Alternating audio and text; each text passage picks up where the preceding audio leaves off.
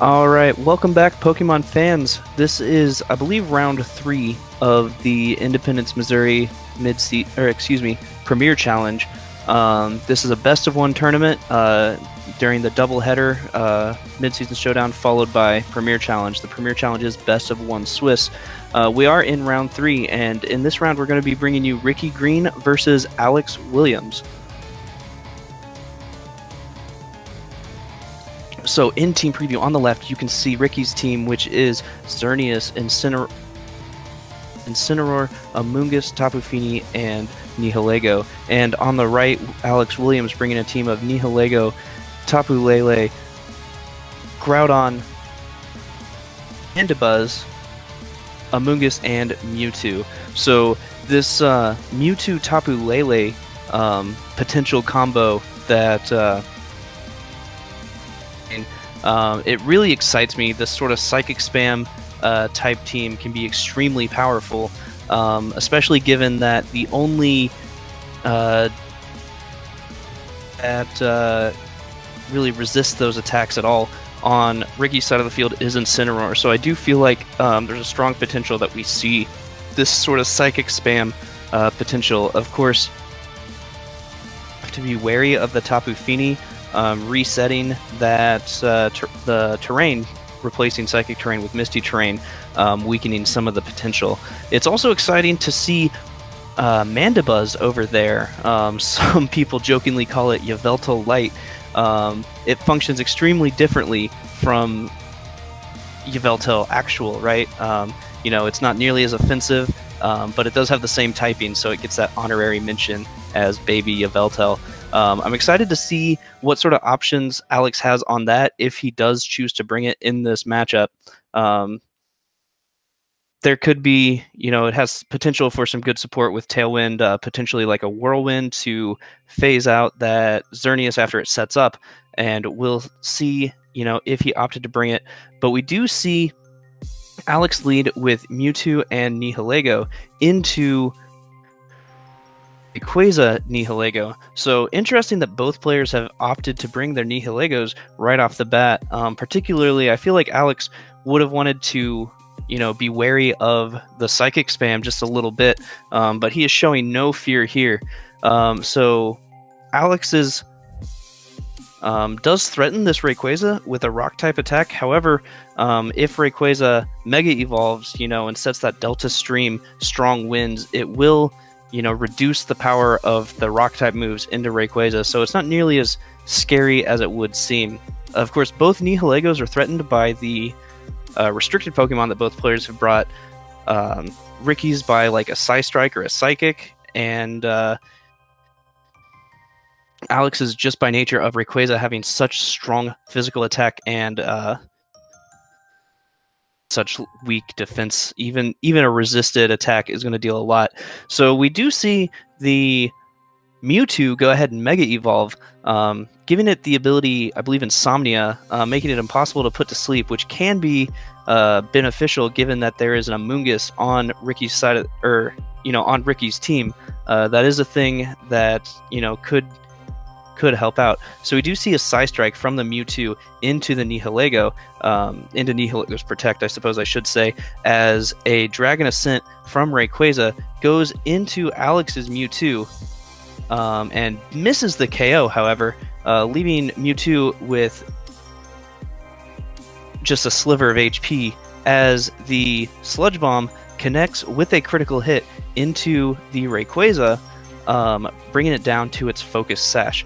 So an important thing here is that neither players took a KO, but both of the restricted Pokemon and Mega Pokemon that they brought have been brought down to very low HP to be easily finished off.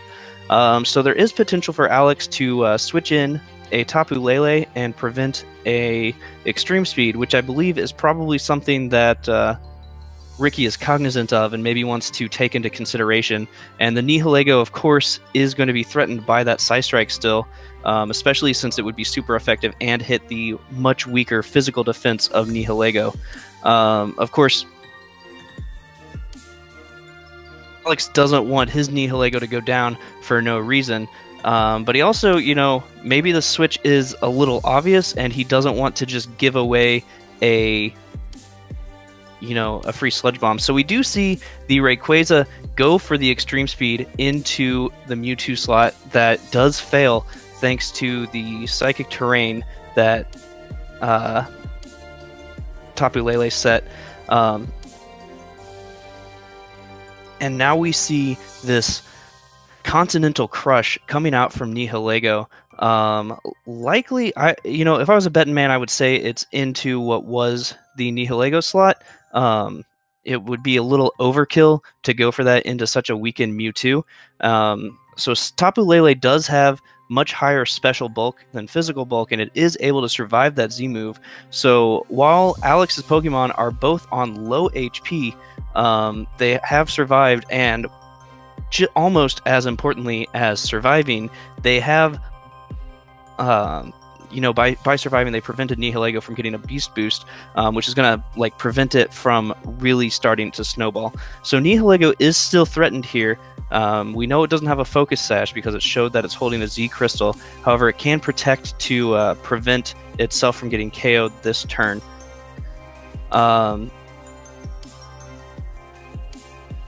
Alex does want to regain that terrain control if he gets the chance to do so. So going ahead, switching out his Tapu Lele, saving it for later. It's on low HP. He wants to have it available, for at least one more attack. Bringing in this Primal Groudon, setting the heavy sunlight, or harsh sunlight rather, as Mewtwo goes for a Protect. Do we see Nihilego also go for a Protect? We do. So that's a really good call by Alex there. Baiting out the Protect from the Nihilego on Ricky's side of the field. That way he can fire off and attack into that slot on the next turn without having gotten his speed lowered to be picked off by Nihilego on this turn. So that's a turn that's really in Alex's favor. Of course, Nihilego can switch out. It doesn't have to just sit there and take a Psychic attack from Mewtwo, but it goes for the double Protect. Only a 33% chance for that to be successful. Does not get it and takes a Psy Strike, going ahead and knocking out the Nihilego. We do see another Icy Wind coming out from the Tapu Fini that is going to lower the speed of Mewtwo.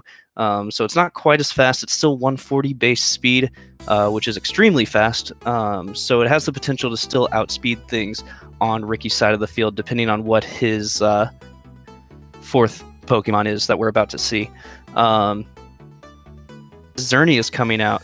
So if there's one Pokemon that could really, save this game, it is a Xerneas. The Xerneas should be faster than the -1 Mewtwo at this point, giving it a chance to set up.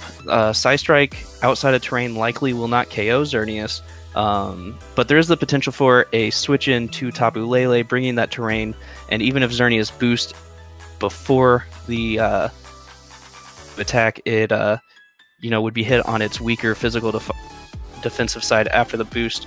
So we do see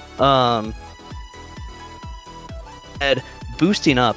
That's going to bring it to +2 special defense, which unfortunately is not going to help it out against this Psy Strike coming out from the Mewtwo, which we'll see if that is what target. So we do see Psy Strike coming out. Oh, but it's into the Tapu Fini slot. It does pick up the KO on Tapu Fini. So now it's a boosted Xerneas versus all 4 of Alex's Pokemon.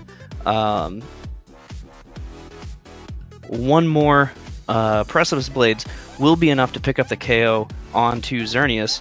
Of course, you have to rely on Precipice Blades connecting at that point, so we may see Alex opt to go for Fire Punch to avoid that.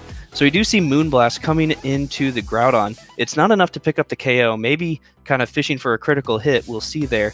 As Psy Strike comes out from the Mewtwo, this will hit the physical defense of Xerneas rather than its boosted special defense, and thanks to that, it is enough to go ahead and pick up the KO there, giving Alex Williams the win, and I believe sending him to 3-0, but I'm not 100% sure because I haven't actually seen their current scorecards. So that's it for round 3. Stick around, we'll be right back with round... Oh, I suppose that was round 4. It looks like I must have missed a round due to my internet failing and such. So...